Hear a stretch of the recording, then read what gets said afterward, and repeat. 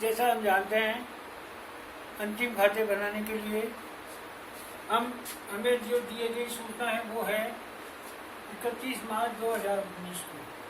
तो हम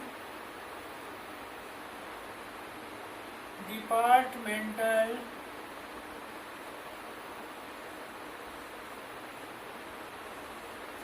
trading and profit and loss account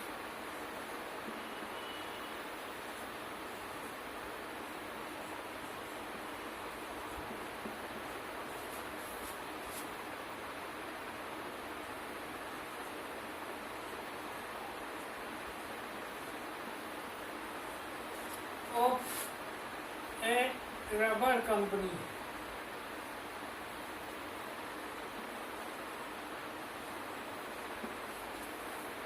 for the year ended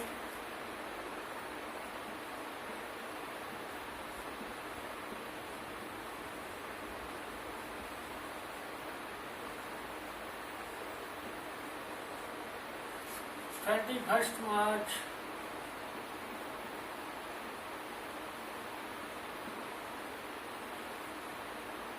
2009। हम जानते हैं खाते के दो पक्ष होते हैं, ये क्रेडिट साइड, ये डेबिट साइड। अब चूंकि हमें स्टॉक रिजर्व या प्रोविजन फॉर अनरियलाइज्ड प्रॉफिट का लेना है, तो उसके लिए हम जनरल प्रॉफिट एंड लॉस अलग से बना लेंगे। तो यहाँ पर हम टोटल का कॉलम नहीं बना रहे। टोटल का कॉलम भी बनाया जा सकता है, लेकिन हम यहाँ केवल डिपार्टमेंटल ही लेंगे।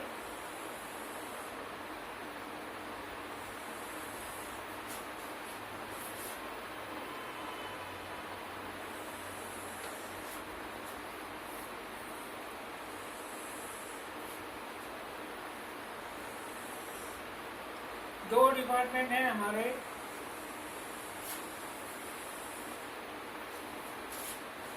पहला है टायर डिपार्टमेंट, दूसरा है ट्यूब डिपार्टमेंट।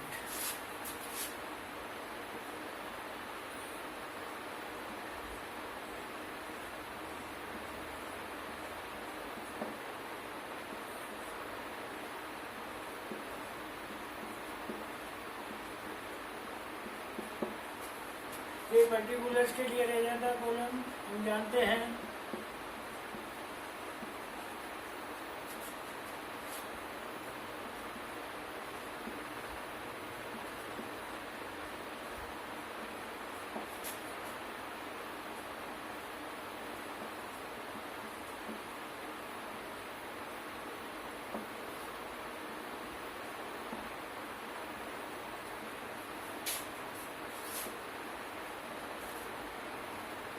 हमने पिछली कक्षाओं में ये इस प्रकार के खाते बहुत बनाए, इसलिए हमें मालूम है डेबिट साइड में सबसे पहले आइटम जो आती है वो है टू ओपनिंग स्टॉक,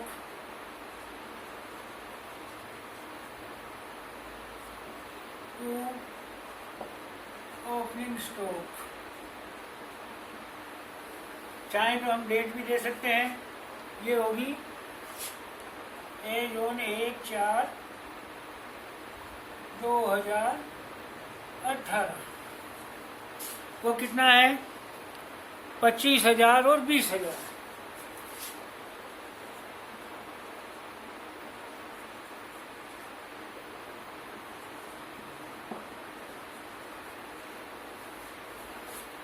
इसके पश्चात जो खर्चे हैं विभिन्न परचेजेज 3,25,000 और 4,55,000।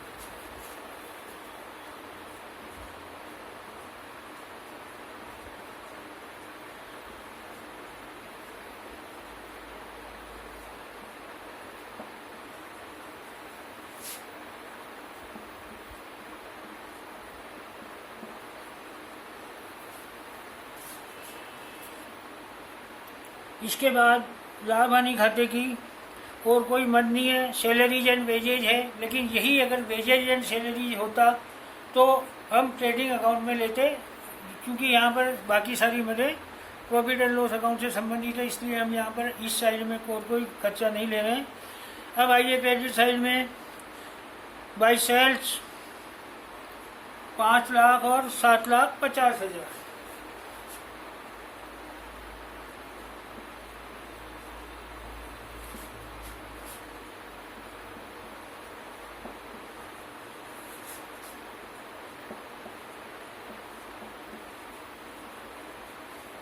इसके बाद आएगा बाई क्लोजिंग स्टॉक, जो कि हमको अतिरिक्त सूचनाओं में दिया है 50,000 और ट्यूब विभाग का 1,00,000।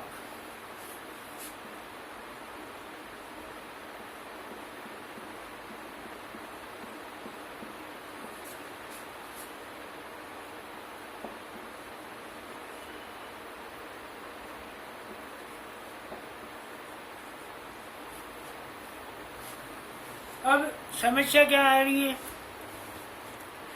समस्या ये आ रही है कि हमें ग्रॉस प्रॉफिट निकालना है। यहाँ पर ग्रॉस प्रॉफिट हम अन्य किसी सूचना के बिना भी निकाल सकते हैं, और वो है कि टोटल कर लेंगे क्रेडिट साइड का,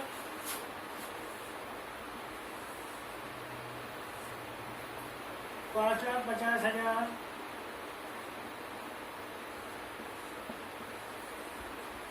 और 8,50,000। यही टोटल हम इधर ले लेंगे, क्योंकि ये निश्चित रूप से कम है इस फिगर से, तो बैलेंसिंग फिगर में ग्रॉस प्रॉफिट आ जाएगा। और वैसे भी सवाल में हमको कहा गया है कि सकल लाभ की दर काफ़ी अच्छी है इस सवाल में। तो ये जो आएगा वो होगा हमारा टू ग्रॉस प्रॉफिट, ये इसी को हम नीचे ले लेंगे तो ये हो जाएगा CD, और ये बैलेंसिंग फिगर में आएगा। अब आप निकाल लीजिए।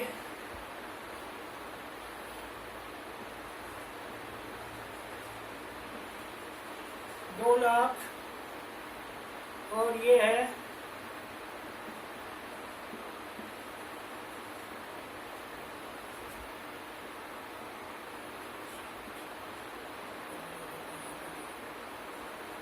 $3,75,000। तो आप चेक कर लें, कैलकुलेशन मिस्टेक वैसे होनी नहीं चाहिए। 2,00,000 और 3,75,000 ग्रॉस प्रॉफिट आ गया। इसी ग्रॉस प्रॉफिट को हम बाद में यहाँ पे उतार लेंगे।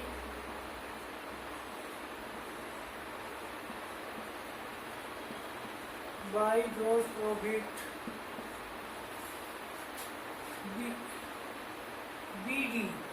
BD में ब्रॉट डाउन 2,00,000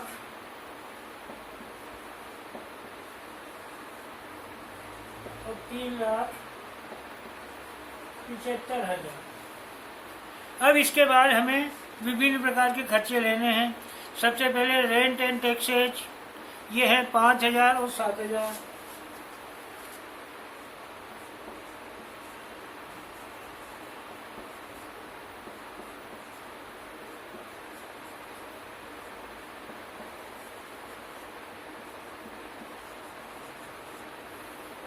और दूसरा खर्चा है सैलरीज एंड वेजेज 16,000 और 20,000।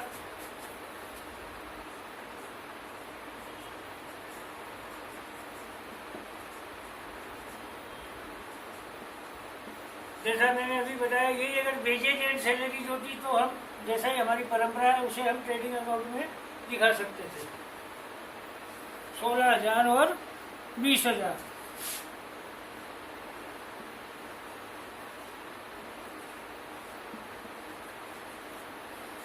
इसके बाद एडवर्टाइजमेंट, ये दिया गया है डायरेक्ट।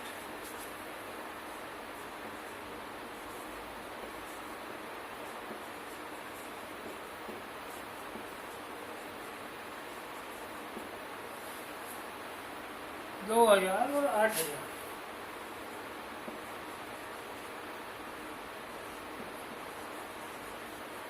नेक्स्ट विविध व्यय 4,500 है। जो ट्यूब विभागों में 4:5 में बांटने हैं, अर्थात 4-5 में बांटेंगे तो 2000 और 2500 विविध व्यय मिसलेनियस एक्सपेंडिचर ये बटे 4:5 में, तो 4/5 ऑफ 4/9 ऑफ 4500 2000 और 5/9 इंटू 4500 इज इक्वल टू 2500। ये सिंपल सी साधारण सी गणित है जो हम पहले कई बार कर चुके हैं। इसके बाद और कोई खर्चा हो तो हम देख लेते हैं, अन्य कोई खर्चा नहीं है तो अब हम नेट प्रॉफिट ज्ञात कर सकते हैं।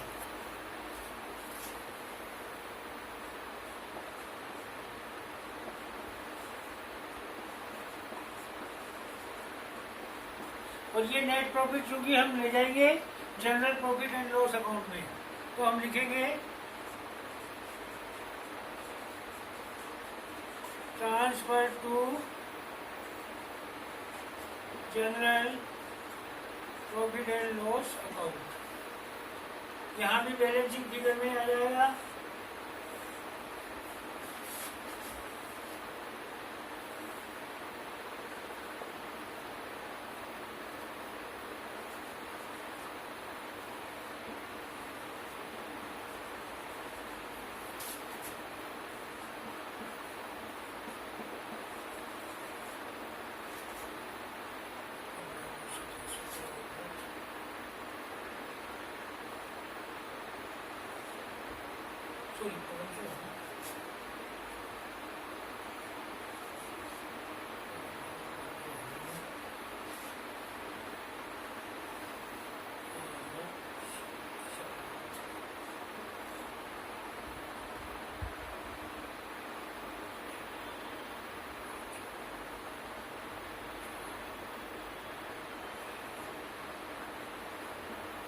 ये आना चाहिए 3,37,500। आप भी अपनी कैलकुलेशन चेक कर सकते हैं। इसी तरह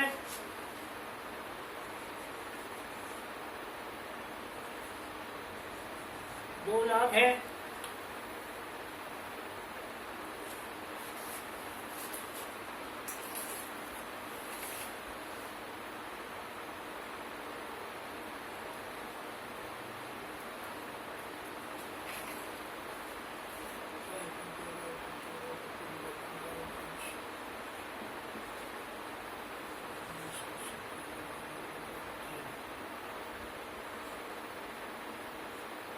एक 1,75,000।